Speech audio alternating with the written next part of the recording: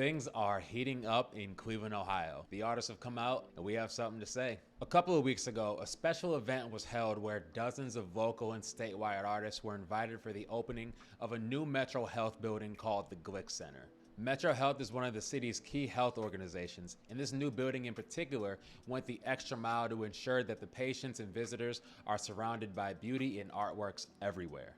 The building is almost entirely decorated by murals, photographs, paintings, and other forms of enriching art by creatives. And your boy was one of them. On this night, all of the artists were invited out to go through a tour of the building to see the galleries of all of our pieces.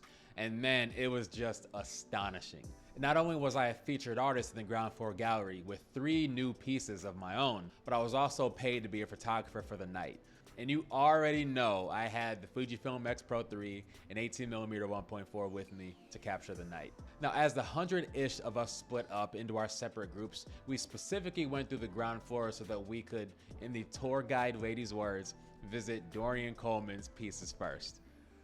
Chills. While that mural from the last video is the first print of mine I've actually seen with my own eyes, I've never seen a traditional print of mine on the wall of a gallery. As we walked in, the first photograph in the gallery was my picture of Public Square in a 24 by 36 inch print in black and white like I originally photographed it.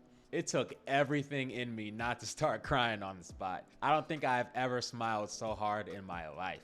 And while I've always believed in my work and stood by my drive, skills, and creativity, it was amazing to see my work physically existing on tangible paper and frame. And following that, there was another photograph of mine from about 9-ish months into my street photography journey. This photograph of a couple romantically laying together in the grass was made on what is now one of Fujifilm's cheapest setups, the XH1 and the XC 35mm f2. Yes, you heard me right, the $200 all plastic, non-weather resistant cheapo prime that so many people think is useless. But bro, I was super broke when I had that thing. It had a place for me. Best believe it had a spot in my bag. And while gear absolutely matters because how it feels can inspire you, certain features can enhance your work, etc., you still don't need the best of the best to make great images. Lastly, and certainly not least, we have another photograph from super early in my street photography journey. We have a woman sitting rockside at the beach with her dog, watching somebody go past on a speedboat. Photographed again on my all-time favorite body, the Fujifilm XH1, and the 18-55 kit lens. These 3 are images that I've always believed in, thought was amazing, what have you. But it's funny because the social media algorithms didn't really respond to the last 2 photographs like they have others of mine that I personally don't feel are as strong. But I say all of this to say, who cares what these algorithms think? You gotta trust your creativity, because at the end of the day, it's your creativity, skill set, and action that matters the most. Another funny thing that I noticed that night was that I was the only person out of our group of 20-ish people that got up close to the photos. Everybody else stood back and took them in as entire pieces or just as a collection. And while I did that as well, I also got up close to see the fine details, probably because of that inner photographer we all have where we can't help but pixel peep, but also I was excited. It was my own work. And while your opinion of your work matters the most, I learned that day that the general public and other art lovers are mainly interested in the full story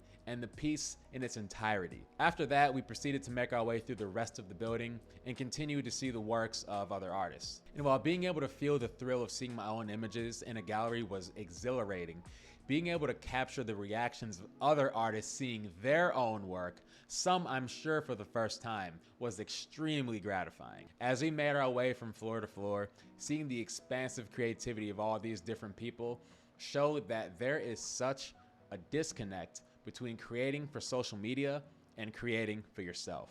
By forcing yourself to photograph in a format that might be better for engagement today, but not for what's best for the picture in the long term in your mind, at that point, your creativity is at the mercy of what other people think.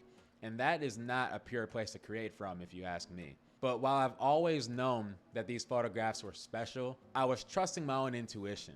Not to toot my own horn or come off any type of way, but my style probably isn't what you're going to see on a lot of street photography hashtags, but they exist in other places. They exist in my personal feelings of photographs that I'm most proud of, and they exist to serve an alternate purpose of enriching an environment for people who need it.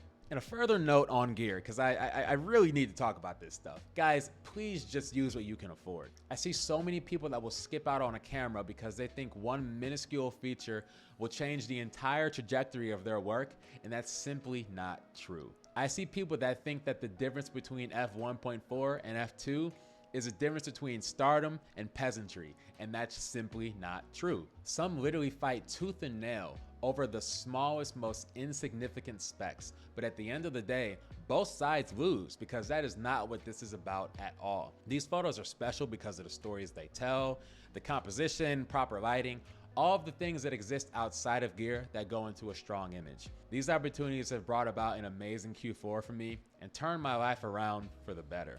I got rear-ended and had my car totaled back in April, and I ended up losing my job a couple weeks later, so I spent the majority of the summer and fall broke and hungry. I was hopeful though. I was hopeful and hungry. But these events, the artist residency, they've all helped me get back on my feet and find more ways to indulge in what I love. So I say all that to say, I'm feeling blessed, I'm feeling grateful, and I hope you got something out of this video. Please just go out and create with what you love and just enjoy the journey. Thank you for watching, and I'll see you in the next one.